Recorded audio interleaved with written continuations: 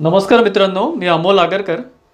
आजच्या व्हिडिओमध्ये आपण बघणार आहोत की ट्रान्सको म्हणजे महापारेषणची जी टेक्निशियन 4 ची जी वॅकन्सी एक्सपेक्टेड आहे ITA बेसवर जी असते, इलेक्ट्रिशियन बेसवर, त्या रिलेटेड आपण आज माहिती घेणार आहोत की जे आता विद्यार्थी मित्र माझे सिरियसली प्रिपरेशन करत आहेत त्या पोस्टसाठी। आणि विद्युत सहाय्यकमध्ये बऱ्याच जणांचं सिलेक्शन झालेलं नाही आहे किंवा जे काही आता फार कमी लोकांचं सिलेक्शन तिथे झालेलं आहे, त्यामुळे टेक्निशियन 4 साठी ज्यांनी आपण असं म्हणू की जोरात तयारी सुरू केलेली आहे किंवा आता सुरू करू इच्छितात आहे, त्यांना थोडंफार माझ्यातर्फे काहीतरी गायडन्स किंवा जे काही सिलेबस रिलेटेड माहिती आहे, डिटेल माहिती काढायचा मी प्रयत्न केलेला आहे। जे काही कट ऑफ आहे किंवा जे काही आपलं एक्झाम पॅटर्न वगैरे आहे सगळं, तर त्या रिलेटेड हा आजचा व्हिडिओ पूर्ण आहे। व्हिडिओ कुठे स्किप करू नका, पूर्ण व्हिडिओज पूर्ण ऐका। आणि त्यामध्ये मी मायन्यूटली कव्हर केलेले आहेत हे सब्जेक्ट्स किंवा टॉपिक जे आपले आहेत ते, आणि त्यामध्ये रेफरन्स बुकसुद्धा तुम्हाला दिलेले आहे। पुढे आपण जो काही कोर्स या रिलेटेड आपण चालू करणार आहोत त्यामध्ये हा सगळे पॉईंट्स राहतील आणि याबद्दलच मी तुम्हाला आजच्या व्हिडिओमध्ये सगळी माहिती देतो आहे। तर चला मित्रांनो, सुरू करूया आपण।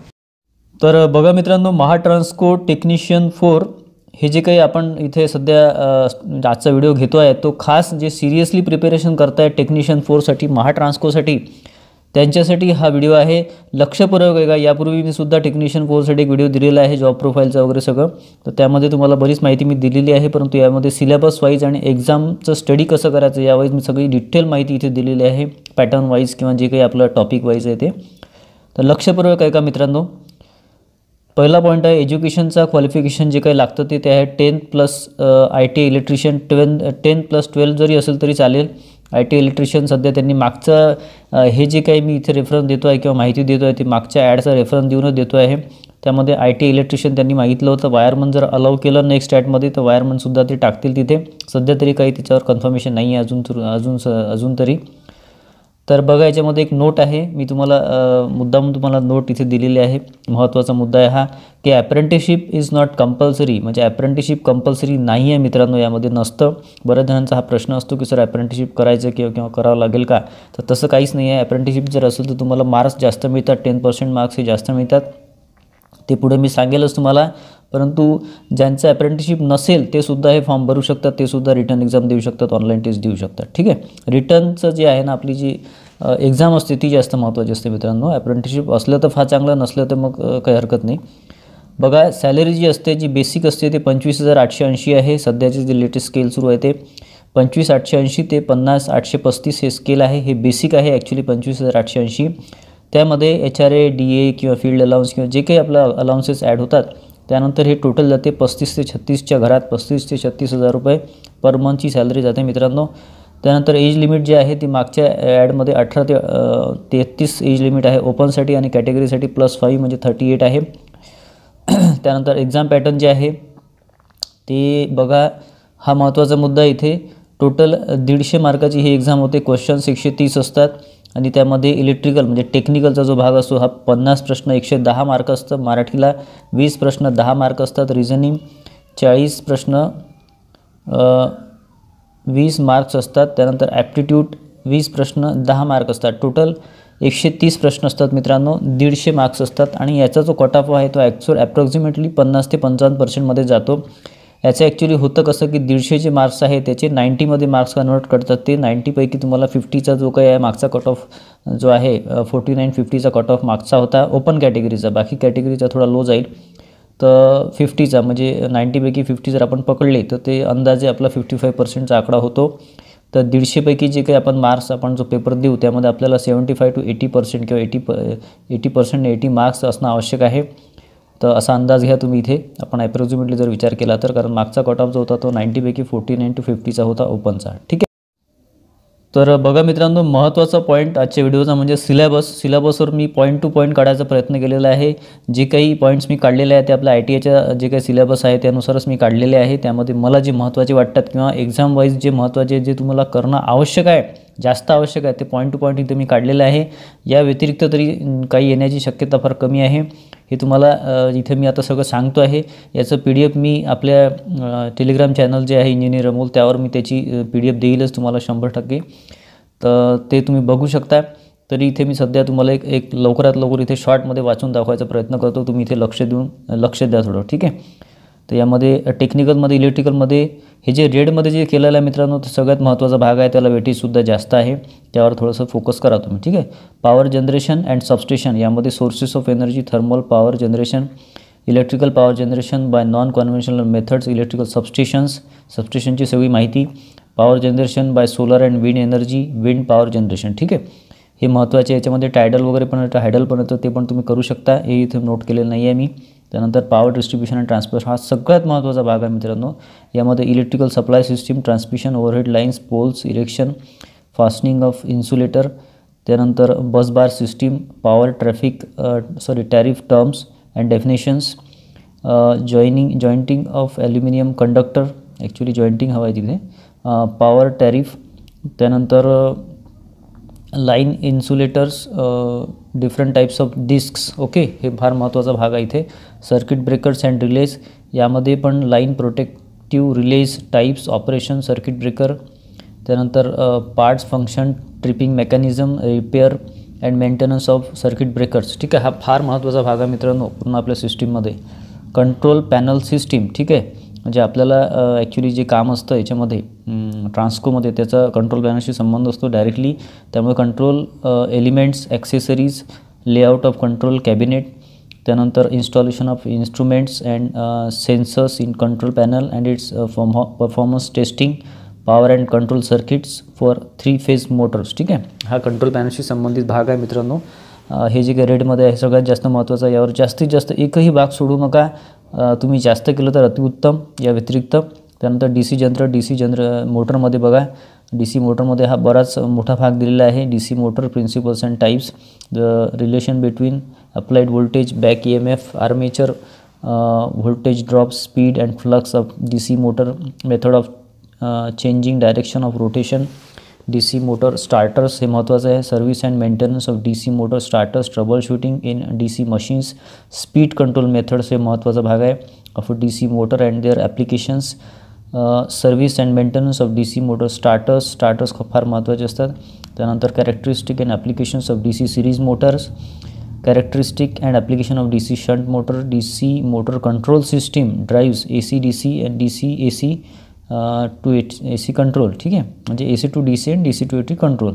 Materials use for winding, field winding, coil winding, armature winding, terms, types, rewinding, simplex, lap and wave winding, testing armature winding, ठीक आहे. हा जो भाग आहे हा पण महत्त्वाचा आहे, परंतु हा एकदम मोस्ट इम्पॉर्टंटमध्ये मी घेतलेला नाही आहे. AC 3 phase motors, principle of induction motor, construction of 3 phase squirrel cage induction motor, relation between slip, speed, rotor, frequency, copper loss and torque, classification of squirrel cage motors, insulation test on 3-phase induction motor, starter for 3-phase induction motor, power control circuits, DOL starter,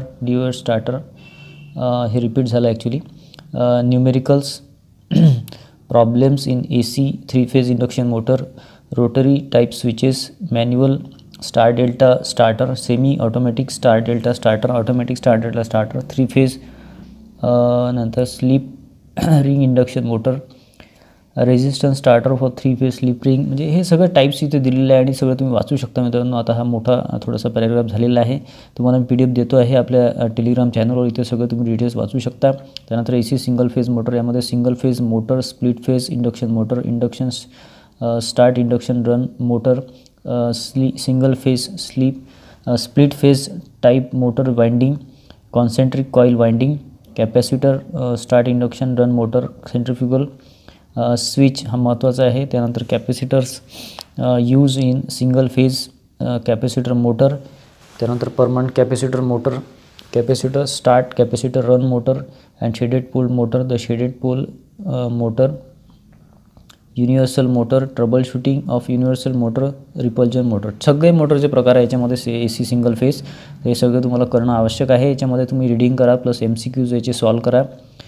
त्यानंतर अल्टरनेटरमध्ये बघा, alternator principle, relation between poles, speed and frequency, types and construction of alternator, generation of 3 phase voltage and general test on alternator, EMF, equation of the alternator, parallel operation and synchronization of 3 phase alternators, characteristics and voltage regulation of the alternator, synchroscope method, brushless alternator, ठीक आहे.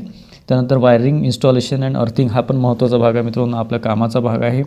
त्यामध्ये बघा IE regulation for main switch and distribution board, energy meter board installation, estimation and cost of material for wiring installation, testing domestic wiring installation, location of fault, remedies, earthing, types, terms, megger, म्हणजे फार महत्त्वाचा भाग आहे हा. अर्थ resistance tester, ठीक आहे. सगळे मतलब आपले अर्थिंगचे आणि वायरिंगचे इन्स्टॉलेशनचे याच्यात आलेले आहे. मेजरिंग इन्स्ट्रुमेंट्स, यामध्ये instruments, scales, classification, forces, MC and MI, meter, wattmeters, 3 phase wattmeter, tong tester, clamp on ammeter, extension on range of MC, voltmeters, loading effect, voltage drop effect, ठीक आहे.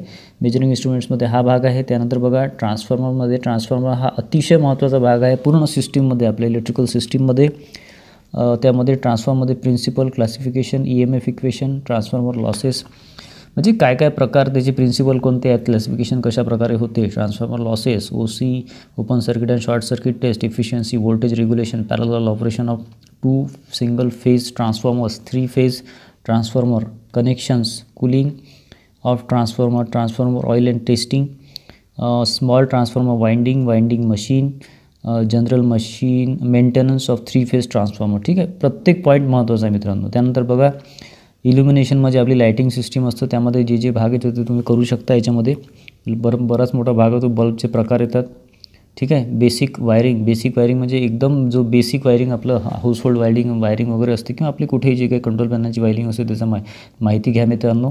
हे थोडेसे वाचून घेतले तरी चालतात. जे पॉईंट्स आहेत ते cells and batteries, safety practice and hand tools, हा पण महत्त्वाचा भाग आहे. याच्यामध्ये सेफ्टीच्या अंडरमध्ये तुम्हाला बरंच काही मिळून जाईल. मी तुम्हाला रेफरन्स बुक देतोच आहे, त्या अंडरमध्ये सगळं तुम्हाला मिळून जाईल. Wires, joints, soldering, underground cables, ठीक आहे. बेसिक इलेक्ट्रिसिटी हा सुद्धा महत्त्वाचा भाग आहे. यामध्ये ohm's law, simple electric circuits and problems, Kirchhoff's law and its application, DC series and parallel circuits, open and short circuit in series and parallel network, laws of resistance and various types of resistors, Wheatstone bridge principles and its application, effect of variation of temperature on resistance, series and parallel combination circuit, magnetism and capacitors मध्ये बघा हा पण महत्त्वाचा भाग आहे, परंतु most इम्पॉर्टंटमध्ये मी नाही घेतलेला आहे. Magnetic terms, magnetic material and properties of magnet, principles and laws of electromagnetism, the magnetic circuits, self and mutually induce EMF, capacitors, types and functions, grouping and uses, ठीक आहे. त्यानंतर बघा AC सर्किट्समध्ये alternating current, terms and definition, vector diagram, 3 phase AC fundamentals, power factor, improvement of power factor, parallel resonance circuits, series resonance circuit, power, energy and power factor in AC single phase system problems, ठीक आहे. Basic इलेक्ट्रॉनिक्समध्ये हा जो भाग आहे मित्रांनो, हा मी घेतलेला आहे. ॲक्च्युली बेसिक इलेक्ट्रॉनिक्सचे बरंच म्हणजे येऊ शकतात प्रश्न, 100% येतात ॲक्च्युली, परंतु त्याचं वेटेज हे किती राहील हे सांगणं सध्या कठीण आहे, परंतु हा भाग करणे आवश्यक आहे. Circuit board, soldering and resistor, colour coding, soldering technique, म्हणजे बेसिक इलेक्ट्रॉनिकमध्ये तुम्ही जर बघितलं बुकमध्ये, जे काही रेफरन्स बुक मी दिला तिथे हे सगळा पॅटर्न तुम्हाला इथे दिसून जाईल मित्रांनो, ठीक आहे. त्यानंतर बघा मित्रांनो, मराठी विषय जो आहे त्याचे आपल्याला 20 प्रश्न 10 मार्क आहे. तर त्यामध्ये समानार्थी शब्द, विरुद्धार्थी शब्द, वाक्यप्रचार, म्हणी, अशुद्ध व शुद्ध शब्द, विरामचिन्हे, शुद्ध लेखन, अलंकारिक शब्द, जाती, शब्दांच्या जाती, संधी, अलंकार, प्रयोग, वृत्ते, समास, वाक्यांचे प्रकार, शब्दसिद्धी, काळ, वचन, विभक्ती आणि अव्यय, हे मराठीचं सिलेबस आहे. मी तुम्हाला जे काही रेफरन्स बुक दिलेलं आहे त्याच्यामध्ये हा सगळं तुम्हाला मिळून जाईल, ठीक आहे. तुम्हाला इतर काही वाचण्याची गरज नाही. अंकगणित व बुद्धिमत्ता, यामध्ये ॲप्टिट्यूड रिजनिंगचा जो भाग येतो हा मी कंबाईन केलेला आहे. हा याचा वेटेज भरपूर आहे मित्रांनो, जवळपास 20 मार्काचं तुम्हाला रिजनिंग आणि 10 मार्काचं तुमचं हे राहील त्याच्यामध्ये ॲप्टिट्यूड, ठीक आहे. त्याच्यामध्ये लसावी, मसावी, गुणोत्तर प्रमाण, संख्याशास्त्र, सरासरी, काळ, काम, वेगचे जे प्रॉब्लेम्स असतात ते, अंतर, त्यानंतर शिकडेवारी, संभाव्यता, रचना, निवड, अक्षरमाला, घड्याळ, नातेसंबंध, दिशा, दिनदर्शिका, तर्कशास्त्र, युक्तिवाद, जो आपला धातूचा ठोकळा येतो तो, सरळ व्याज, चक्रवाढ व्याज, याच्यावर जास्त प्रश्न असतात, नफा तोट्यावर जास्त प्रश्न असतात, व्यवहारीवर जास्त प्रश्न असतात, लयबद्ध मालिका, अंकमालिका, गाळलेले शब्द ओळखा, वेन डायग्रामवर असतात, सांकेतिक भाषा, बैठक व्यवस्था, ठीक आहे. याच्यामध्ये तुम्हाला हे करावं लागेल मित्रांनो, हे पॉईंट तुमचे सुटले नाही पाहिजे तुम्हाला, ठीक आहे. टेलिग्राम चॅनल आपलं इंजिनियर अमोल नावाने आहे मित्रांनो. त्यानंतर महत्त्वाचा मुद्दा म्हणजे रेफरन्स बुक, हे फार महत्त्वाचं आहे. याच्यामध्ये टेक्निकल इलेक्ट्रिकलसाठी सुबोध विद्युतशास्त्र हे बुक मी जास्त रेकमेंड करतो. तुमच्याकडे आणखी कोणतं बुक असेल तर तुम्ही मला कमेंटमध्ये सांगू शकता, विचारू शकता. मी तुम्हाला त्याच्यावर सजेस्ट करेल ते चालेल की नाही तर. परंतु सुबोध विद्युतशास्त्र हे बुक वापरा मित्रांनो, बरंच काही याच्यामध्ये कव्हर होऊन जातं. त्यानंतर बघा MCQ बेस ॲक्च्युली इलेक्ट्रिकल इंजिनिअरिंगचं बुक आहे ते. JP गुप्ता मी हे जास्त हे करतो सर, रेकमेंड करतो. जर शक्य असलं तर ते वापरा. त्यामधले थिअरीचे जे प्रश्न आहेत ते जास्तीत जास्त करायचा प्रयत्न करा MCQ बेसमध्ये, ठीक आहे. किंवा तुम्हाला आणखी कुठलं MCQ बेस क्वेश्चन पेपर आपलं मिळत असेल तर ते रेफर करा आपल्या इलेक्ट्रिशियनसाठी. त्यानंतर मराठीसाठी बाळासाहेब शिंदे आणि मोरा वाळिंबेचं एक बुक येतं मित्रांनो. म्हणजे बाळासाहेब शिंदेचं हे बेसिक लेवलचं आणि मोरा वाळिंबे याच्यामध्ये सगळं तुम्हाला येऊन जाईल, तुम्ही हे करू शकता, ठीक आहे. त्यानंतर ॲप्टिट्यूड रिजनिंगसाठी मास्टर रिजनिंग जे आहे अरिहंत प्रकाशनचं आहे. याच्यामध्ये सगळं तुमचं रिजनिंग येईल तुम्हाला. 40 जे आपले जे प्रश्न आहेत त्याचं. आणि अनिल अंकलगीचं एक येतं, त्याच्यामध्ये तुम्हाला ॲप्टिट्यूड आणि रिजनिंग दोन्ही अवेलेबल आहे. आणि RS अग्रवालमध्ये सुद्धा ॲप्टिट्यूड आणि रिजनिंग दोन्ही अवेलेबल आहे, ठीक आहे. आशा करतो की ही जी काही माहिती मी सिलेबस वाईज जे काही तुमच्यासाठी काढायचा प्रयत्न केलेला आहे, किंवा जे काही मला असं वाटते की जास्तीत जास्त प्रश्न या टॉपिक्सवर येतील ते तुम्हाला मी द्यायचाच प्रयत्न केलेला आहे. तर त्यामध्ये जे काही विद्यार्थी मित्र माझे सिरियसली टेक्निशियन फोरचा अभ्यास करता आहेत, मागच्या 1 वर्षापासून आपण वाट बघतोय पण अजून वॅकन्सी आलेली नाही आहे, परंतु पुढच्या काही महिन्यामध्ये वॅकन्सी ही 100% येणार आहे. त्यामुळे कसं आहे की तुम्ही तयारीत राहावं असं मला वाटते. मी माझ्याकडून तो प्रयत्न करत राहतो वरच्यावर. तर आजचा जो सिलेबस आहे त्या वाईज तुम्ही अभ्यास करणे सुरू करा, किंवा केला असेल तर फार अतिउत्तम. तुम्हाला कुठेतरी डायरेक्शन आजच्या व्हिडिओमध्ये मिळालं असेल असं मला वाटते. आणि या रिलेटेड आपण पुढे कोर्स लॉन्च करणार आहोत, कोर्स पुढे सुरू करणार आहे. कारण की टोटली फोकस ते टेक्निशियन फोरवरच राहील तो कोर्स जो आपला राहील, जो काही जी आपली बॅच राहील ती. तर त्यामध्ये तुम्ही थोडंसं सिरियस राहावं असं मला वाटते. कारण की आता विद्युत सहाय्यकमध्ये बऱ्याच जणांचं सिलेक्शन झालेलं नाही आहे, त्यामुळे हा एक टार्गेट आपल्याकडे आहे. दुसरे कोणते मार्क सध्या आपल्याकडे नाही आहे टेक्निशियन इलेक्ट्रिशियनसाठी. आणि बाकीचे जे आहे तुम्हाला मी ऑलरेडी व्हिडिओमध्ये सांगितलेलं आहे. आणि याच्यामध्ये काही अपडेट असल्यास मी तुम्हाला वरच्यावर नक्की तुम्हाला सांगत राहील, ठीक आहे. तर आजचा व्हिडिओ तुम्हाला आवडला असेल तर प्लीज लाईक करा आणि शेअर करा, तुम्हाला जेणेकरून इतर विद्यार्थ्यांनासुद्धा ही माहिती मिळेल. आणि चॅनलला सबस्क्राईब करा जेणेकरून पुढचे जे अपडेट्स आहेत ते तुम्हाला मिळत राहतील. धन्यवाद मित्र.